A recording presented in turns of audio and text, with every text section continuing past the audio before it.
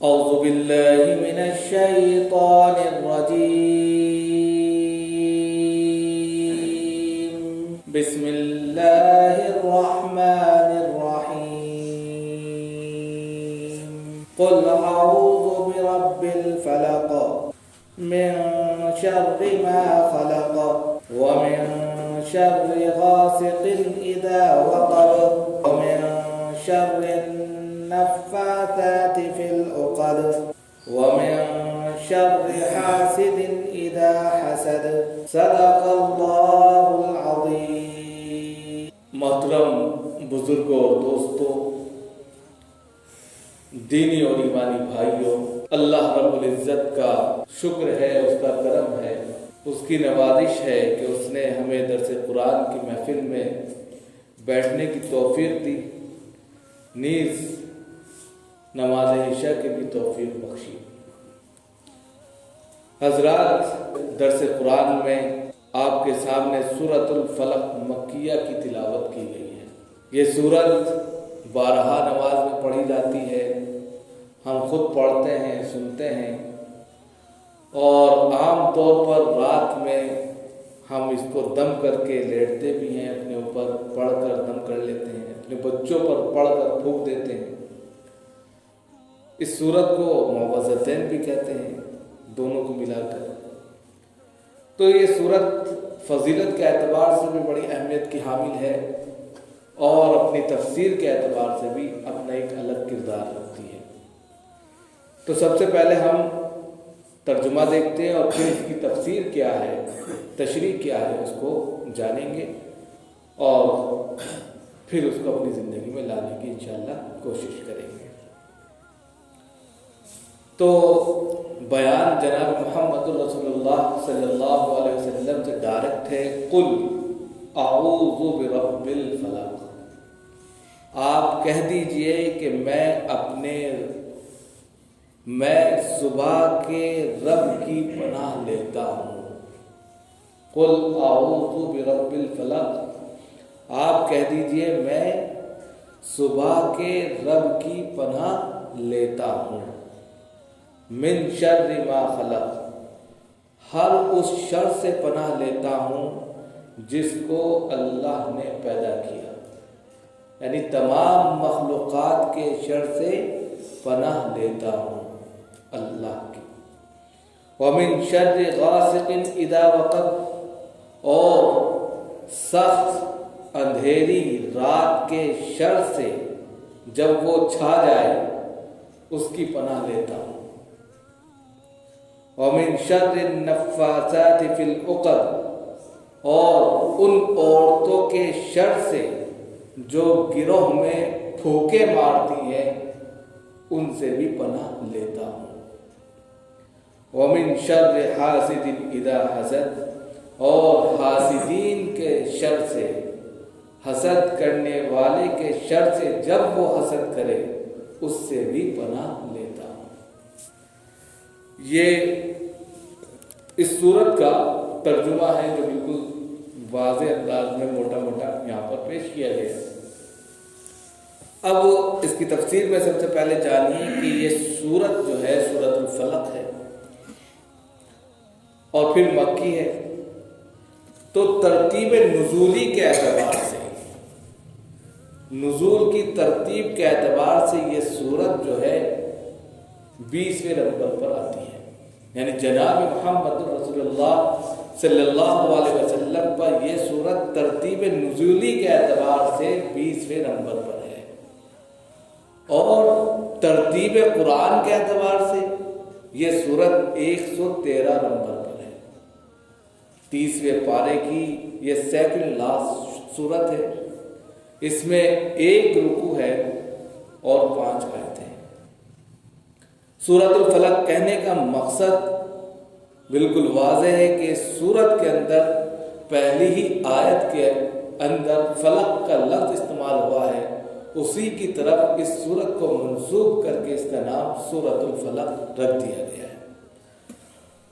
اب فلق کا مطلب کیا ہوتا ہے یہ اپنی تفسیر خود بیان جب ہوگی تو اس وقت واضح ہو جائے گا. لیکن سب سے پہلے تفسیر بیان کرنے سے پہلے اس کا شان نزول کیا ہے اور کس ضمن میں، کس بیک گراؤنڈ میں اس سورت کو اتارا گیا۔ دراصل سورت الفلق اور اس کے بعد ایک دم ایک سورت اور ہے سورت الناس، جو آخری سورت ہے قرآن کریم کی۔ یہ دونوں صورتیں اگر دیکھا جائے تو ایک ہی ہیں، لیکن ترتیب نزولی کے اعتبار سے یہ جو ہیں دو ہیں۔ اس کے اندر دراصل ایک بہت بڑا پیغام میسج چھپا ہوا ہے۔ اس کا بیک گراؤنڈ یہ ہے، اس کا پس منظر یہ ہے، اس کا شان نزول یہ ہے کہ جناب محمد رسول اللہ صلی اللہ علیہ وسلم پر جادو ہوا تھا۔ سبھی جانتے ہیں کہ آپ صلی اللہ علیہ وسلم پر جادو کرا دیا گیا تھا۔ تو لبید بن عاصم یہودی اور اس کی بیٹیوں نے جناب محمد رسول اللہ صلی اللہ علیہ وسلم پر جادو کر دیا تھا، ٹوٹکا کر دیا تھا، سفلی عمل کر دیا تھا، جس کی وجہ سے آپ صلی اللہ علیہ وسلم کو تکلیف ہوتی تھی، پریشانی ہوتی تھی اور جسمانی طور پر اس کے اثرات نمایاں ہو جاتے تھے۔ تو آپ صلی اللہ علیہ وسلم بیمار پڑ جاتے تھے، تو سمجھ میں نہیں آتا تھا کہ کیا ہے، کس وجہ سے۔ تو حضرت جبریل امین ان دو صورتوں کو لے کر آئے اور دونوں صورتوں کے اندر 11 آیتیں ہیں اور 11 آیتوں کے اندر جادو کا علاج تھا جو جناب محمد رسول اللہ صلی اللہ علیہ وسلم پر کرایا گیا تھا۔ لبید بن عاصم یہودی نے مل کر اپنی بیٹیوں کے ساتھ میں جادو کیا تھا۔ اور کس پر جادو کیا تھا؟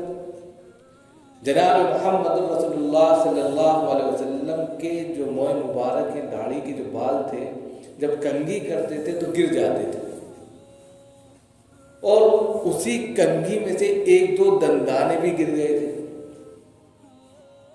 تو انہوں نے وہ حاصل کر لیے، مل گئے تھے، ان کو اٹھا کر اور ایک رسی لی، ایک ڈوری لی، اس میں 11 گرہ لگائی۔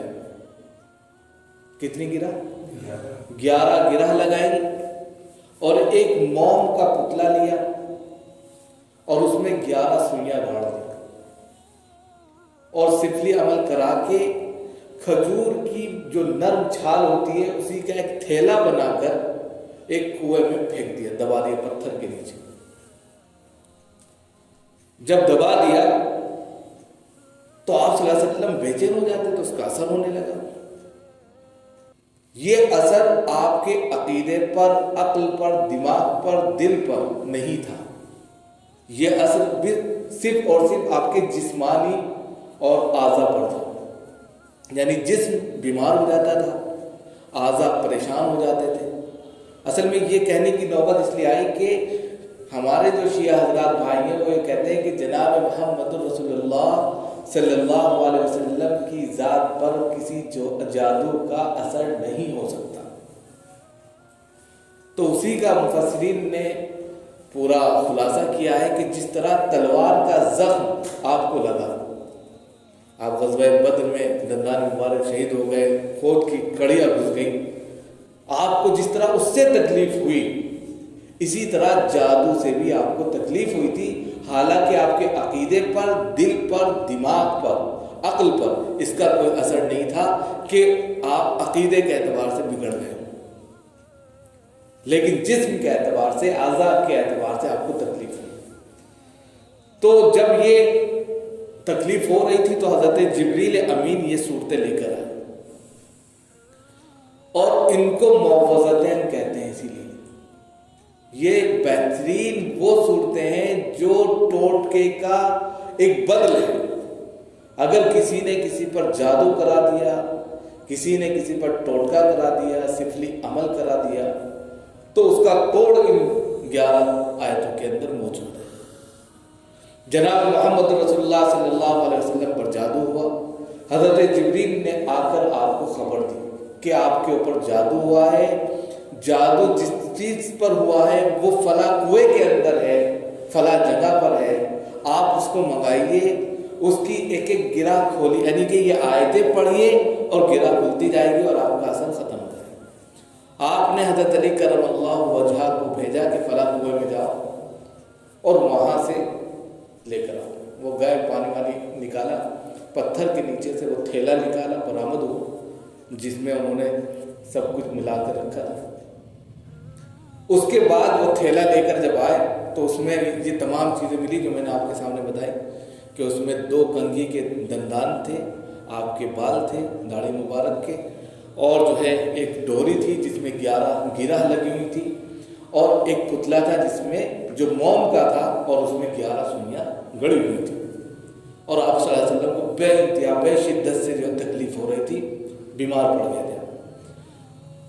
آپ صلی اللہ علیہ وسلم نے حضرت علی کو بھیجا اور حضرت علی اس کو لے کر آئے، اور آنے کے بعد میں اس ڈوری سے کہا، یعنی کہ یہ آیتیں پڑھتے جاؤ اور ڈوری کھولتے جاؤ، یہ بھی آتا ہے، اور یہ بھی آتا ہے کہ آیتیں پڑھتے جا رہے تھے، ڈوری خود بخود کھلتی جا رہی تھی۔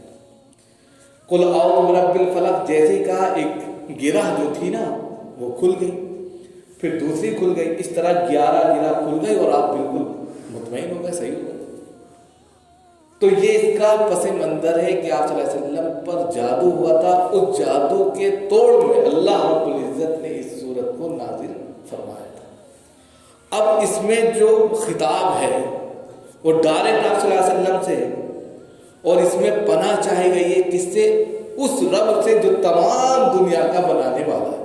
کیونکہ ہم کسی کی پناہ میں جاتے ہیں اور کسی کے سپورٹ میں جاتے ہیں تو اس کے سپورٹ میں جانا پسند کرتے ہیں جو پاورفل ہے، طاقتور ہے، کہ کوئی ہمارا کچھ نہیں بگاڑے گا۔ تو اللہ رب العزت نے آپ صلی اللہ علیہ وسلم کو ایک میسج دیا کہ پروردگار کی پناہ میں اگر آ جاؤ گے تو کوئی کچھ نہیں بگاڑ پائے گا۔ جب آپ اللہ کی پناہ میں آ گئے تو پھر لاکھ کوئی تمہارا برا کرے، ایک بال بھیگا نہیں کر سکتا۔ لہذا آپ کو یہ تعلیم دی گئی، اور آپ کے ذریعے امت محمدیہ کو، امت مسلمہ کو تعلیم دی گئی کہ وہ بھی اللہ سے پناہ چاہے، دوسرے تمام چیزوں سے پناہ حاصل نہ کرے۔ تو اسی کو کہا یہاں پر قل اعوذ برب الفلق۔ اب فلق کا مطلب کیا ہوتا ہے اس کو جانیں۔ فلق کے بے شمار معنی لکھے گئے، فلق کے بہت سارے معنی آئے ہیں، اور اصل فلق کا جو مطلب ہوتا ہے فلق یفلق فلقن کے معنی آتے ہیں پھاڑنا۔ اب اسی سے صبح کا معنی لیا گیا ہے، جو اکثر مفسرین نے لکھا ہے کہ اس کا مطلب صبح ہے۔ اب پھاڑنا اور صبح میں کیا مطابقت ہے؟ وہ یہ ہے کہ رات اندھیری ہوتی ہے، صبح اس اندھیری رات کو پھاڑ کر آتی ہے، اس لیے اس سے مراد جو ہے صبح ہے۔ اس سے فلق سے وہ بھی چیز مرادیں ہیں جو کھیتوں میں غلے پڑے رہتے ہیں، وہ پھاڑ کر جب قوم پلے باہر آتی ہیں وہ بھی مرادیں۔ دریا سے جو چشمے ابلتے ہیں وہ بھی پھاڑ کر باہر آتے ہیں، وہ بھی اس سے مراد ہے۔ تو بہت سارے معنی اس سے مراد لیے جا سکتے ہیں، لیکن یہاں پر جو خاص طور سے مراد ہے وہ صبح کے معنی میں ہے۔ اور ایک معنی جو دیا ہے وہ یہ ہے کہ ایک جہنم کی کوئی وادی ہے، اس کا بھی نام فلق۔ خیر یہ تمام معنوں کے باوجود اس کا سب سے اہم معاملہ جو ہے وہ صبح سے ہے۔ اصل میں جادو، ٹوٹکا، ٹونا، یہ ساری چیزیں رات میں ہوتی ہے۔ انسان رات میں خوف میں ہوتا ہے، گھبراہٹ میں ہوتا ہے، امن کی تلاش کرتا ہے، روشنی کو چاہتا ہے۔ لہذا رات میں جو بے چینی ہوتی ہے انسان کو، اس سے چھٹکارا پانے کے لیے وہ چاہتا ہے کہ کسی طرح روشنی ہو جائے۔ اس لیے اللہ رب العزت نے پہلے ہی کہہ دیا قل اعوذ برب الفلق، کہ وہ رب جو اندھیروں میں، جس میں انسان خوف زدہ ہوتا ہے، اس کو پھاڑ کر پھر روشنی پیدا کرتا ہے، صبح لے کر آتا ہے، اسی کے آپ جو پناہ میں جائیے، جو پاورفل ہے، جو رات کو بھی رات نہیں رہنے دیتا۔ اسی کو کہا کہ قل اعوذ برب الفلق، آپ کہہ دیجئے کہ میں صبح کے رب کی پناہ حاصل کرتا ہوں، پناہ لیتا ہوں۔ اب اس کے بعد من شر ما خلق، ہر اس شر سے جو اللہ نے پیدا کی۔ دنیا میں بے شمار مخلوقات ہیں، شیر ہے، چیتا ہے، بچھو ہے، سانپ ہے، اور یہ انسان کے لیے خطرناک گھائل ثابت ہوتے ہیں، لیکن ہے تو اللہ کی مخلوق نا۔ من شر ما خلق، جن ہے، جنات ہیں، آثم ہیں، خبیث ہیں، بہت ساری چیزیں۔ اسی طریقے سے جو ہے چور ہے، اچکے ہیں، ڈاکو ہیں، ساری سب اللہ کی مخلوق ہے نا۔ تو وہی کہا من شر ما خلق، ہر اس شر سے جو اللہ نے پیدا کی، یعنی مخلوق کے تمام شرور سے، تمام مخلوق کے شر سے اللہ کی پناہ حاصل کرتا ہوں۔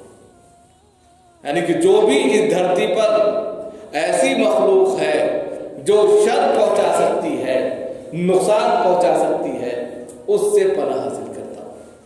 اب اس میں چاہے ٹوٹکا آ گیا، سفلی اول آ گیا، جادو آ گیا، کیلے آ گئی، شیر چیتا آ گئے، بندر آ گئے، کچھ بھی آ گئے، سب سے پناہ حاصل کر لیا۔ اس کے بعد من شر غاسق اذا وقب، ومن شر غاسق اذا وقب، اور غاسق کہتے ہیں سخت تاریک کو، جو انتہائی درجہ اندھیری رات ہوتی ہے نا، اسی کو غاسق بولتے ہیں۔ ومن شر غاسق، اور سخت ترین اندھیری رات سے جب وہ چھا جائے، پورے شباب پر آ جائے، اس سے بھی پناہ چاہتا ہوں۔ اس وقت کیا ہوتا ہے کہ عام طور پر اسی وقت جرائم جو ہے انسان جو ہے پائے تکمیل تک پہنچاتا ہے۔ عام طور پر رات کے اندھیرے میں جو کام ہوتا ہے وہ صبح کے اجالے میں نہیں ہوتا۔ کوئی بھی کام آپ دیکھ لیں، انسان چوری کرے گا رات میں کرے گا، ڈاکہ زنی کرے گا رات میں کرے گا، زنا کاری کرے گا رات میں کرے گا، شراب نوشی کرے گا رات میں کرے گا، کوئی بھی چیز اٹھا کر دیکھ لی، رات میں شرور پھیل جاتے ہیں، فتنے برپا ہو جاتے ہیں، جتنے کرائم ہوتے ہیں وہ رات میں ہوتے ہیں۔ آپ دیکھ لیتے آپ کے ذہن میں جتنے بھی کرائم ہو سکتے ہیں، جرائم ہو سکتے ہیں، وہ سب کے سب رات میں ہوتے ہیں۔ تو جب رات میں ہوتے ہیں تو اسی سے کہا کہ میں من شر غاسق، چلا وغیرہ جو کھینچا جاتا ہے، سفلی عمل جو کیے جاتے ہیں، وہ بھی تو رات میں ہوتے ہیں، سب رات میں چلا کھینچتے ہیں، اس کو بھی اس میں داخل کر دیا۔ ومن شر، ہر یعنی سخت ترین اندھیری رات کے شر سے جب وہ چھا جائے، یعنی اپنے شباب پر پہنچ جائے، اس سے بھی پناہ چاہتا ہوں۔ اب اس میں جو کچھ بھی ہو سکتا ہے، کوئی بھی چیز حملہ آور ہو سکتی ہے، کوئی بھی ڈاک، کچھ بھی ہو سکتا ہے، سب سے پناہ آپ نے حاصل کر لی، آپ محفوظ ہیں۔ اور خاص طور سے یہ چیز جو آ رہی ہے، یہ آخر کے جو پوائنٹس ہیں دو، یہ بڑا اہم ہے، یہ سماج سے تعلق رکھتا ہے۔ وَمِن شَرِّ النَّفَّاثَاتِ فِي الْعُقَدِ، ان عورتوں کے شر سے جو گرہ میں پھونکے مارتی ہیں۔ نفسا ینفسو، نفسا ینفسو کے معنی آتے ہیں پھونک مارنا، اور عقدۃ کے جمع عقد کہتے ہیں گرہ کو۔ جب بھی کسی پر کوئی عمل ہوگا تو انتر منتر پڑھ کے پھونک ماری جاتی ہے، اور اس سے پتہ چل گیا کہ عورتیں اس کام میں زیادہ ملوث ہوتی ہیں، ان کے اندر زیادہ جیلس فیل ہوتی ہے، عورتیں جو ہے غلط طریقہ زیادہ اختیار کرتی ہیں، ان کو کسی کی ترقی برداشت نہیں ہوتی، عورتیں زیادہ جو ہے غلط راستہ اختیار کر لے جاتی ہیں اور اس کا شکار ہو جاتی ہیں۔ اسی لیے کہا کہ عورتوں کے شر سے، اور خاص طور سے ان عورتوں کے شر سے جو پھونکے مارتی ہیں گرہ میں، یعنی جادو ٹوٹکے میں پڑی رہتی ہیں۔ کتنی خواتین آپ جا کر دیکھیں کھمبن پیر بابا پر، آپ جا کر دیکھیں شامینا پر، اور اسی طرح جو تانترک بابائے ہوتے ہیں ان کے پاس جا کر دیکھیں، سب سے زیادہ عورتوں کی بھیڑ لگی رہتی ہے۔ کوئی اولاد کے لیے تعویذ کرا رہا ہے، کوئی اپنی جٹھانی کے لیے تعویذ کرا رہا ہے، کوئی اپنی دورانی کے لیے تعویذ کرا رہا ہے، کوئی اپنی ساس کے لیے تعویذ کرا رہا ہے، کوئی اپنے شوہر کے لیے تعویذ کرا رہا ہے۔ ان کی زندگی ہی دوبر ہے تعویذ کے چکر میں، کچھ نہیں ہوتا. خام خواہ کا ذہنی میں انہوں نے خیال پیدا کر لیا، ارے ہمارے اوپر کچھ ہو گیا، کچھ نہیں ان کے اوپر، بالکل چنگے ہیں، کچھ کام کرتے نہیں تو خالی بیٹھے ہیں تو دیکھ رہے ہیں. کوئی جب کسی بھی چیز کو آپ بہت دیر تک دیکھیں گے تو اس میں تو کچھ نہ کچھ باہر آنے لگتا، ارے مجھے تو جنات نظر آ رہا ہے. ابے بھائی خالی کیوں بیٹھے، کچھ کام کرو. آپ کسی بھی چیز کو 2 منٹ تک ایک بار تکیے تو اس میں سے کچھ نہ کچھ باہر نکلنے لگے گا. تو خواتین کے پاس کوئی کام تو ہوتا نہیں. اب وہ جو ہے بیٹھے، ارے مجھے تو ایسا لگ رہا ہے میں بیمار ہوں، میرے اوپر جادو ہو گیا. یہ کیفیت پیدا کی ہی کیوں؟ اور پھر اس کے نتیجے میں مردوں کو اپنے ساتھ شامل کر لیتے. اس کا دوسرا ترجمہ جو ہے نفاسات میں مرد بھی مراد ہیں، صرف عورتیں نہیں. اصل میں کیا ہے کہ نفاسات کے معنی آتے ہیں پھونک مارنا. پھونک میں وہ پھونک ہے جس میں تھوک بھی شامل ہو. تھوک سمجھتے ہلکا، اور جس چیز میں تھوک شامل ہو جاتا ہے وہ نرم پڑ جاتی ہے.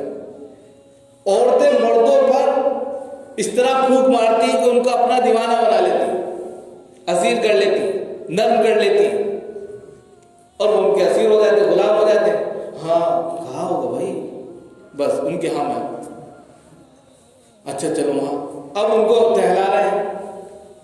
کتنے ایسے لوگ ملے، کہاں ارے وہاں گئے تھے کلیہ شریف گئے تھے، اب بس کام ہو گیا. کیسے ہوا؟ یہ بس ہو گیا، ایک بابا ملا. بتائیے یہ شرک نہیں تو کیا ہے؟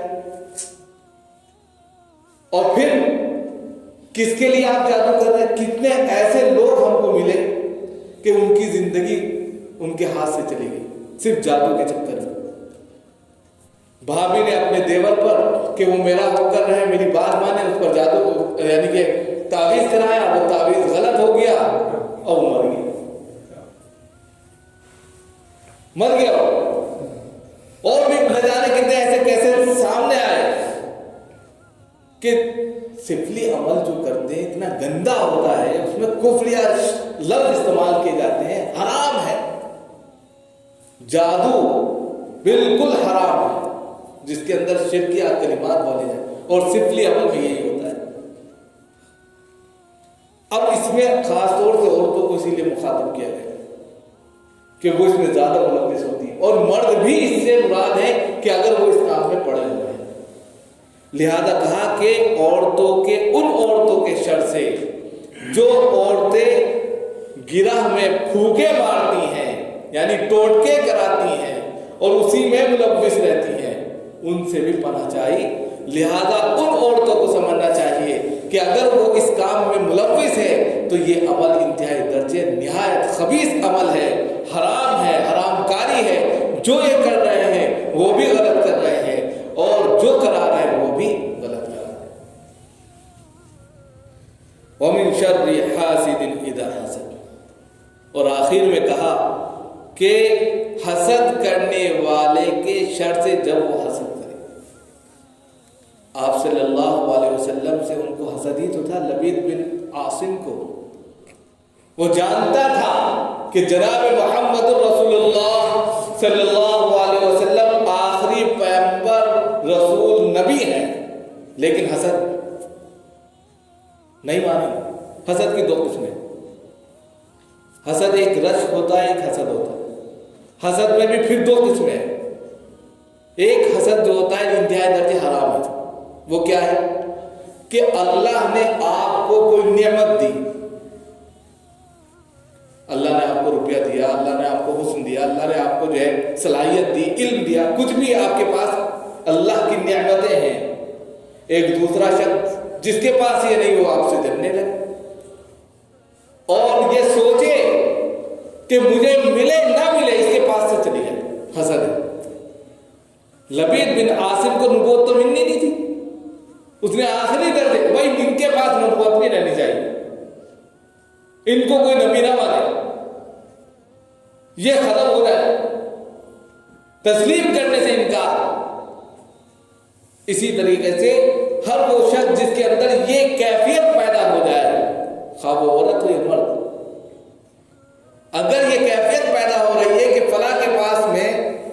BMW ہے, فلاں کے پاس جو ہے مکان ہے, فلاں کے پاس دکان ہے, فلاں کے پاس نوکری ہے, فلاں کے پاس یہ ہے, اور دوسرے کے پاس نہیں ہے, اور وہ اس سے جلنے لگے اس اعتبار سے کہ مجھے ملے نہ ملے, لیکن اس کے پاس سے یہ چیز چلی جائے, یہ حرام ہے, حسد آخری درجے کا.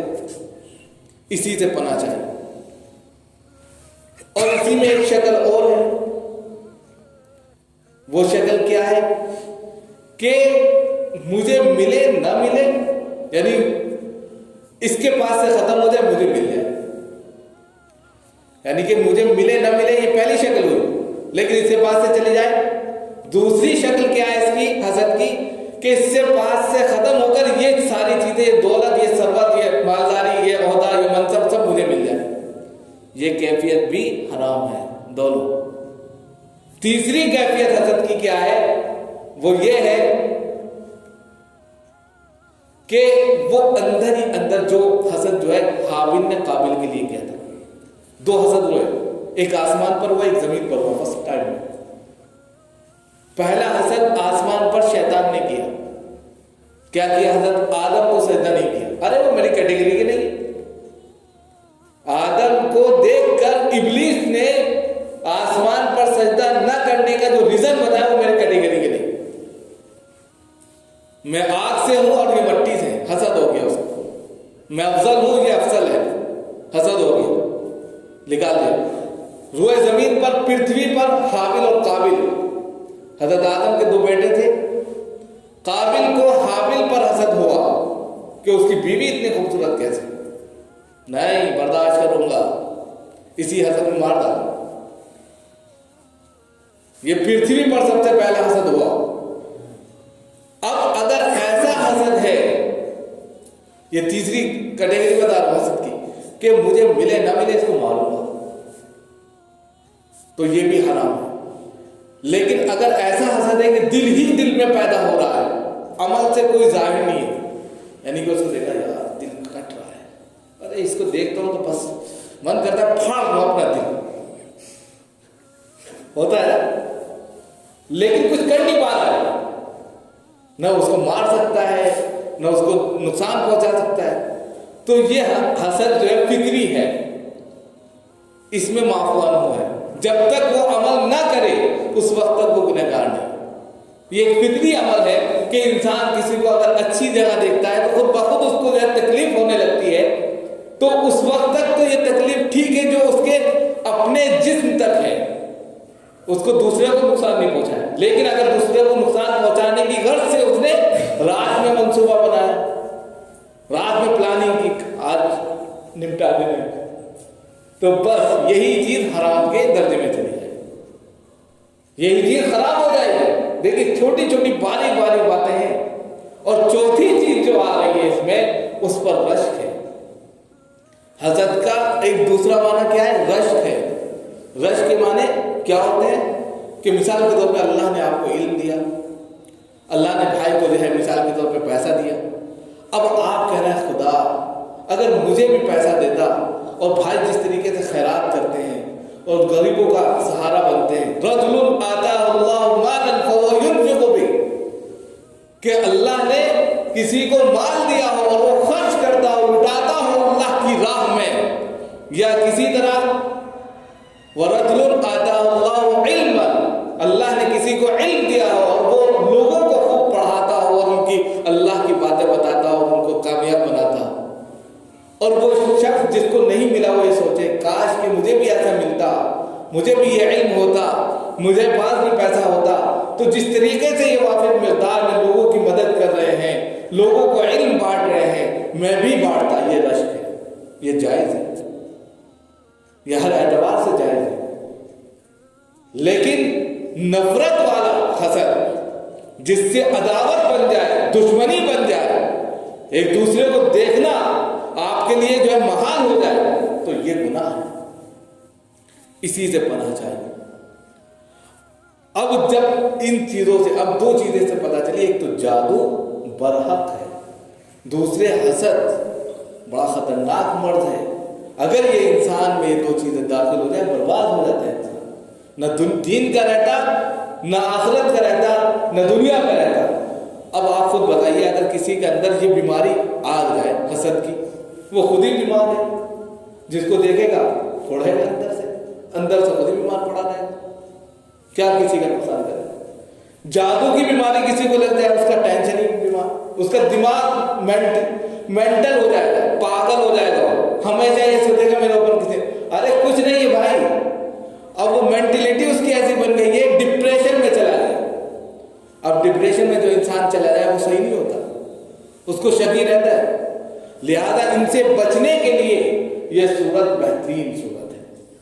اب اس کی فضیلتیں بھی بہت ہیں، دونوں صورتوں کی موضوعاتیں اسی لیے کہا ہے کہ رات کو انسان جو آپ صلی اللہ علیہ وسلم نے ایک مرتبہ کہا کہ آج میرے اوپر ایک سورت اتری، اور ایسی سورت ہے کہ اس جیسی ابھی نہیں اتری۔ حضرت جعفر کے بچے بڑے خوبصورت تھے، ان کو بڑی نظر ہو جاتی تھی، تو اللہ کے رسول صلی اللہ علیہ وسلم نے سے ایک خاتون نے پوچھا کہ کیا میں پڑھ کر ان کو پھونک دیا کروں؟ کہ ہاں بالکل۔ تو اس سے پتہ چلتا ہے کہ وہ قرآنی آیات جس سے اللہ کی پناہ حاصل کی جا سکتی ہے، یا وہ الفاظ جیسے اعوذ بکلمات التامات من شر ما خلق، بسم اللہ الذی لا یضر مع اسمہ شیء فی الارض ولا فی السماء وهو السمیع العلیم، یہ چیزیں پڑھ کر اپنے بچوں پر دم کر دیا جائے تو اس سے بچے غلط نگاہوں سے اور غلط آفتوں سے محفوظ رہتے ہیں، اور خود بھی اپنے اوپر دم کر لیا جائے تو انسان اعلیٰ بلا سے بھی محفوظ رہتا ہے، ہر چیز سے۔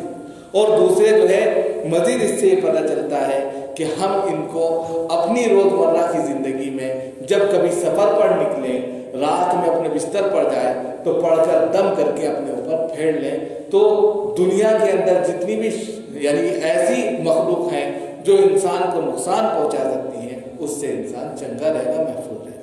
یہ چند اس کی تفصیل تھی جو آپ کے سامنے رکھی گئی۔